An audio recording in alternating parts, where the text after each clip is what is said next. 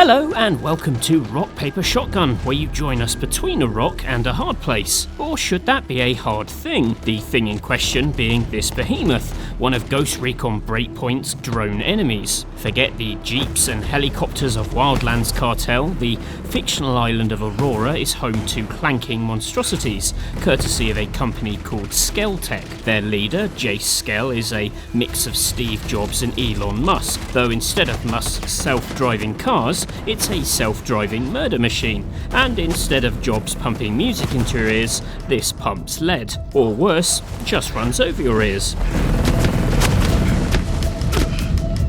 Drones are Ubisoft's solution to the question of how to escalate action without losing the one-shot, one-kill ethos that defines their special ops shooter. A human head can only take one hit after all, so an army of metalheads has been built to create a different challenge. The behemoth is a straight-out slog. We start with 3 co-op partners raining down rockets on it from above, only to peel back a tiny bit of armour and a fraction of its health bar. The fight that follows has as much in common with a Monster Hunter fight as anything in Wildlands, and that isn't a criticism. My beef with Wildlands was that it was basically the same easy fight over and over again. The drones aren't just bullet sponge bosses. You'll find bases roamed by these incubus cars, forcing you to creep around or ensure that your squad has a sharpshooter specialist who can use their armor buster skill to pierce the engine inside, or you can just gang up and murder it with machine guns. Or there are the Azrael aerial drones, turning even the simplest trip from A to B into a delicate run from cover to cover as they spy your location and call in the wolves, who are your special ops rivals. It certainly creates drama between enemy settlements, which was lacking in Wildlands. And drones are just one way that Breakpoint is improving the Wildlands formula. I've played the first 4 hours of the campaign and a bit of Ghost Wars mode and have gathered further things I enjoy in this video. If you enjoy this as we go along, maybe give it a like and subscribe to the channel. People who do subscribe get to pick something nice from the world's most opulent vending machine. Look, it even sells chicken Kievs. Delicious. And people who don't subscribe must drink from the swimming pool. Chlorine. So, let's move on. Of course, before we do, a quick thanks to Logitech G and the G432 7.1 surround sound gaming headset for sponsoring this video. To check out the tech behind the G432, click the link in the description. Now, I don't know about you, but when I think sneaky men and giant robot bastards, I think of Metal Gear Solid, and Breakpoint captures that vibe. Take this moment when my forest stroll was rudely interrupted by an Amon drone. It caught the tiniest glimpse of me, even its threat indicator looked scary like a giant alien eye, and it called its best friend over to drive around my hiding spot like the big bad wolf eyeing up one of the little pig's houses. Of course, if the big bad wolf had Skelltech, even the brick house pig would have been totally fucked. But I'm getting away from the point, which is that when you are playing alone, you are often greatly outgunned and feel genuinely vulnerable as a result. Desperately shuffling through ferns while strange enemies sniff you out gives me major Metal Gear Solid 3 flashbacks, as does the need to bandage up my seeping wounds. And it's thrilling in a way that Wildlands never was. But it's actually Metal Gear Solid 5's stealth sandbox that Breakpoint really brings to mind, at least when you're playing alone. The process of spotting a base in the distance, scoping it out to get the lay of the land, and then trying to pick a sensible route in is basically the same loop at the heart of Phantom Pain. For me, the magic of that game, and in turn this one, is that it's difficult to silently clear a base before entering it. There are areas with too many eyes, or too many robot eyes, where stealth options are limited, and so you have to find a chink in the armour, sneak through that and hope no one finds you. The Breakpoint team talk a lot about trying to conjure a sense of being behind enemy lines, and it's here where you are snuffling out intel from under enemy noses that this is finally felt. Given that Konami don't seem that interested in making a game like this themselves, and Kojima is off delivering babies to holographic Jeff Keighley or whatever the hell that game is about, this is the closest thing we'll get to another stealth sandbox, so I will happily take it.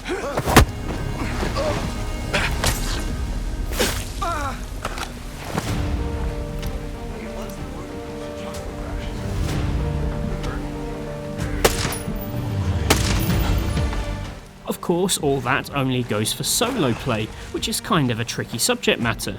Short version, Breakpoint wasn't going to have AI teammates, but now it will, but they'll be coming after launch. But here's the thing, it works great without them. Every small group of enemies you meet is a minor dilemma when you're by yourself. Can you outgun them, or are you better off trying to cosplay as mud until they walk on by? Taking out a squad with no alarms really does feel like a mini victory. It's even better when you start playing with sync shot drones, which are little sniper bots who can be sent out to shadow an enemy and then fire on your command. Yes, it's the sync shot from Wildlands, but recalibrated for solo play. It's also more limited as the items have to be crafted or purchased from shops, meaning you can't just spam it like I did in Wildlands. Oh, and the really cool thing? You can use sync shot drones in co-op, so imagine 4 players, each with 3 drones. That's 16 simultaneous kills. My god, I am already salivating for the YouTube highlight reels. That aside, I think you'll be surprised at how good the game is in solo. As much as I like watching 4 special ops soldiers steal a sports car and drive it into patrols while hanging out of the windows like dogs enjoying the wind, I really like the sense of loneliness and challenge of solo play. I mean, it's kind of what Breakpoint was originally designed to be, right? Also, another benefit of delaying AI friends until after launch is that the team can polish them up and make them behave more believably in the world. That's what creative director Eric Kuzian tells me anyway. I mean, they can't be any dumber than me. Oh fuck! Oh Jesus, I fell off the building.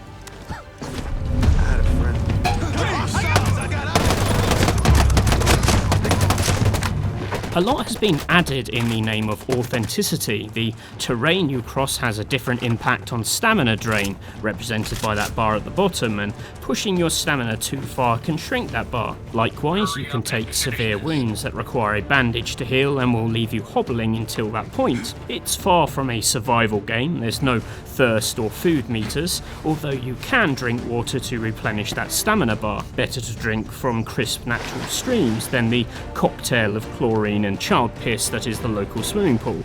Again, subscribe for Chicken Kievs. The element I enjoy the most is the introduction of bivouacs. Think of them as campsites marked on the map with handy towers of smoke. I actually built a bivouac on Scout Camp once, but someone put a rabbit's skull inside and I was too scared to sleep in it. I don't think this will happen in Breakpoint, where my bivouac was mainly a hiding place to eat sweets. These ones let you change your character class, craft items, sleep to set a time of day, or perform an action to get a small buff. This might be drinking to put off fatigue, or boosting accuracy by looking at your gun. I'm not sure this is how accuracy works in real life, but who am I to question the special ops experts who helped with the game? The idea of prepping for a mission and setting favourable lighting conditions for your approach adds a strategic edge missing in Wildlands. And it strikes a good balance, giving you extra things to consider without becoming a total slog. According to creative director Eric, earlier builds were tuned as it is in reality, so sliding down a slope could see your legs snap like a twig. He says some early testers loved that raw realism, but when you're left to walk for 10 minutes on a crippled leg, it was just too frustrating. Again, it's something that comes more to the forefront during solo play. When this is happening in co-op, the last thing you are thinking about is the correct angle of terrain.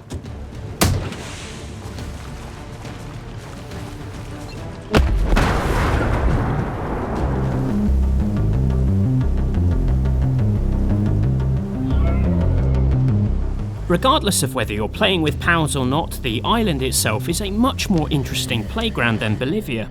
Eric says they opted for a fictional place because they wanted to build the perfect landscape for their terrain tactics. They're not beholden to fact this time. The offshoot of this is that Aurora is a varied place for the action to play out. The opening escape sequence could probably have come from Wildlands, especially once you find yourself tearing over dirt roads on a stolen bike. But at the heart of Aurora is a massive corporate wonderland, which means the island is home to modern suburbs, complete with delicious swimming pools. And the nature of Skell's work means more outlandish facilities than drug production lines. Not an hour into the game, we found ourselves fighting very real enemies in a very fake town built for drone testing. interesting, before shifting to corporate headquarters that give you sniper battles across gleaming glass buildings and cafeterias. More importantly, there's more going on between settlements, whether it's those drone encounters or collecting rare loot.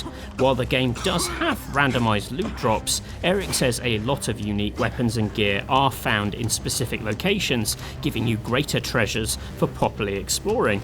You just won't fly a helicopter between fights. Another thing stopping you from taking a helicopter from point to point is the lack of obvious points in the first place.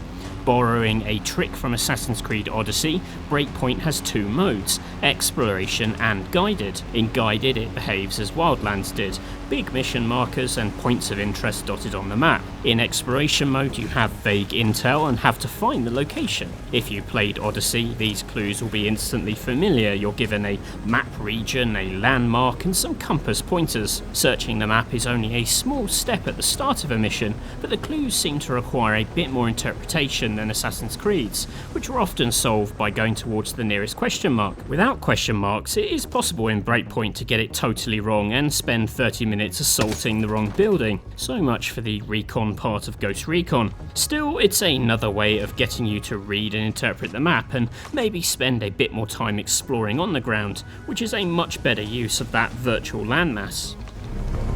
Marking an enemy. Target down, target down. We only played an hour of Ghost War PvP mode, but it's already feeling better implemented into the main game. For starters, your campaign character is carried over, bringing their look and unique weapons, and progress is shared between the two modes, so it doesn't feel like a hollow distraction on the side. More interestingly, it looks to avoid the stumbling blocks of Wildlands Ghost War mode. Instead of finding locations on the map to reuse as maps, these new maps are built specifically to cater to a range of tactics and weapons, as good multiplayer maps do, before being placed into the wider world map. What's more, the maps at launch riff on popular maps from Wildlands, and I realise I'm saying maps a lot, I do apologise for that. We got to play PMC Camp, which is based on Desert Outpost. We explored the arcing docks of Skell Port, which is like a wetter version of Quarry, and the Research Centre, which shares some similarities with Forest Station. Likewise, the two modes at launch, Elimination and Sabotage, were picked as they were the most played. Throw in the removal of class restrictions for constructing your dream squad and the promise of dedicated servers, and it feels like there's a big push for Ghost War, and the inclusion of a big battle royale wall pushing teams closer together as the elimination clock ticks down does make you wonder if we might see a riff on battle royale in the new modes and maps set to be released post-launch. When you have a playground as big as this, it would be interesting to see what could be done with it. Of course, some of you will see all this for yourself when the game's closed beta launches this week.